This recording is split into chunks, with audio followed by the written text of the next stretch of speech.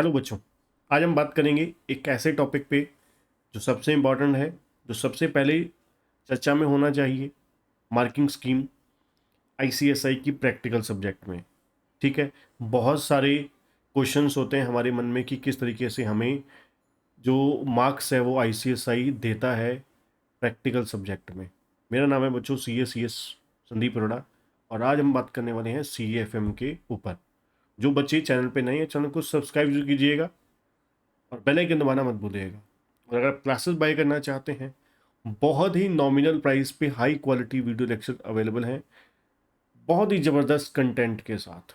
Description में आपको link मिल जाएगा, लिंक पे डायरेक्टली क्लिक करके बाय कर सकते हैं। तो बात करेंगे हम CAFM के बारे में कि क्या सबसे पहला क्वेश्चन होता है बच्चों का कि क्या स्टेप मार्किंग होती है।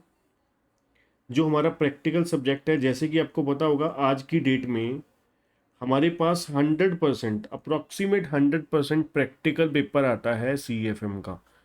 तो सारे बच्चे अपने दिमाग से जो पुराने सुनी सुनाई ख्यालात में, अगर आपको लग रहा है कि पहले अगर आपने किसी ने आपको बोला कि थ्योरी करके आपको मार्क्स मिल जाएंगे, अब आप भूल जाइए। थ्योरी आती है, 2 क्वेश्चन चॉइस में आती है, बट वो प्रैक्टिकल के साथ होती है।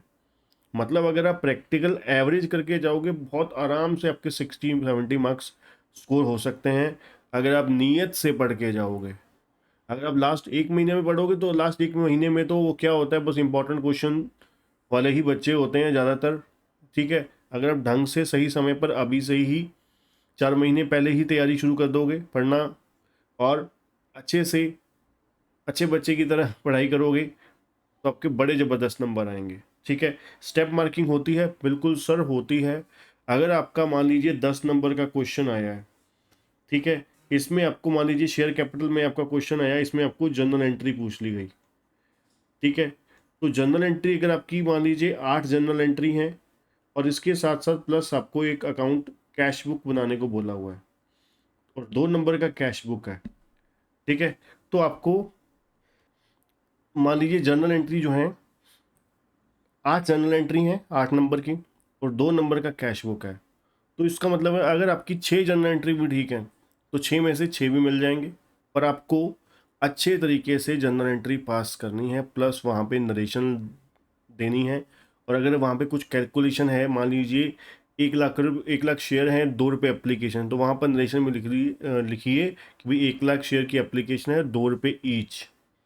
ठीक है, और अगर कोई मान लीजिए जैसे अलॉटमेंट पे वर्किंग नोट होता है, एडजस्टमेंट होती है, कैलकुलेशंस होती हैं, तो वो वहाँ पर रेफरेंस देखिए, वर्किंग नोट अलग से जरूर बनाइए, दिखाइए, और वहाँ पे लिखिए बाकायदा कि see working note number 1, working note number 2।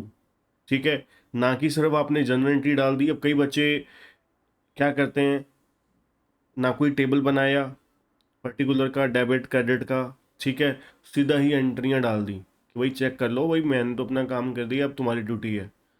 ठीक है ना, तो ऐसे ही अगले को आप उनके पाले में गेंद फेंक रहे हो कि मार्क्स काटने हैं काट लो, मैं रेडी बैठा हूँ मार्क्स कटवाने के लिए।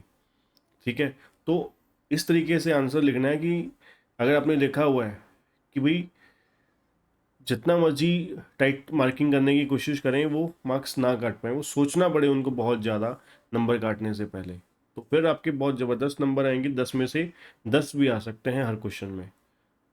ठीक है, तो एक तो ये स्टेप मार्किंग होती है, बिल्कुल होती है जी।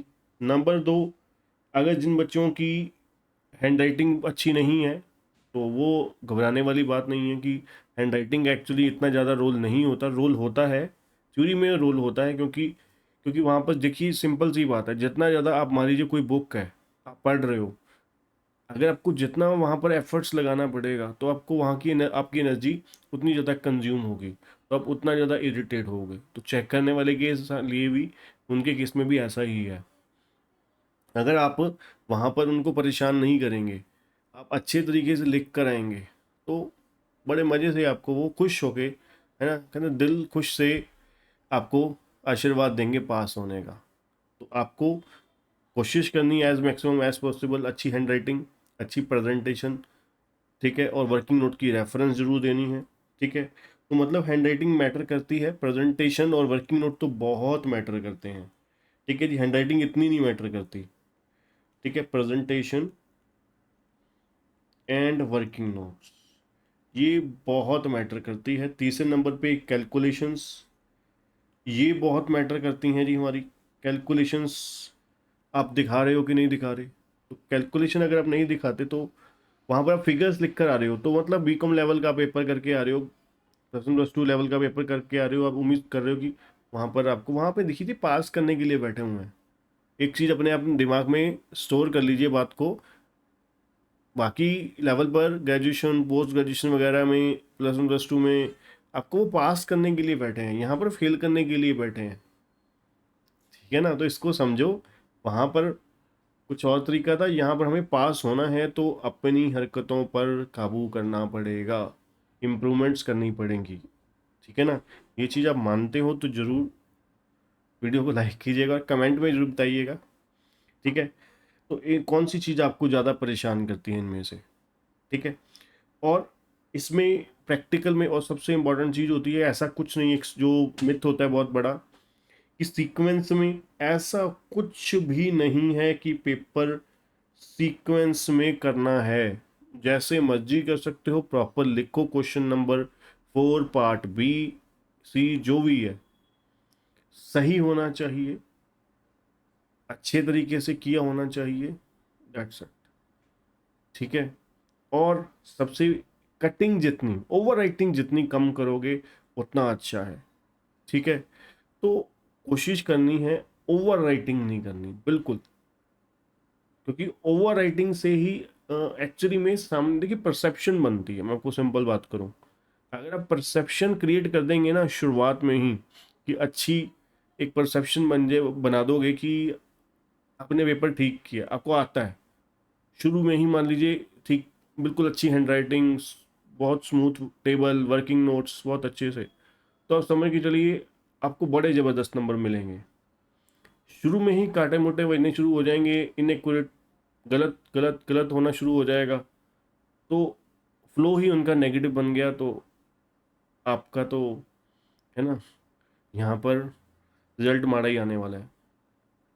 तो ये चीज़ें इस तरीके से एक्चुअली में मार्किंग स्कीम में ये सब कुछ होती हैं। ठीक है, सीएस के प्रैक्टिकल सब्जेक्ट में, तो अगर आप चाहते हो कि जितना आप अटेम्प्ट करके आओ उतने ही नंबर आए, जितना आपका एक्यूरेट है, एक्यूरेसी तो अटेम्प्ट की बात भी नहीं है, सबसे इंपॉर्टेंट है एक्यूरेसी। अगर आपकी एक्यूरेसी तो प्राइम है, सीधी सी बात है कि अगर सब कुछ है आपके फेवर में, आंसर गलत है तो उसके नंबर थोड़ी ना मिलेंगे, इतना तो हम समझते ही हैं। ठीक है, तो ये सब चीज़ें अगर आप फॉलो करते हो तो आपके फेवर में रिजल्ट 101% जाएगा। ये इकलौता पेपर आपको पूरे ग्रुप में पास करवाएगा।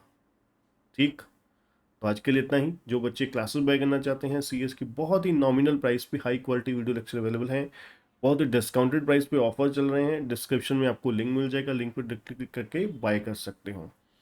और चैनल को सब्सक्राइब भी कीजिएगा, सब्सक्राइब नहीं करते आप लोग, और बेल आइकन दबाना भी मत भूलिएगा।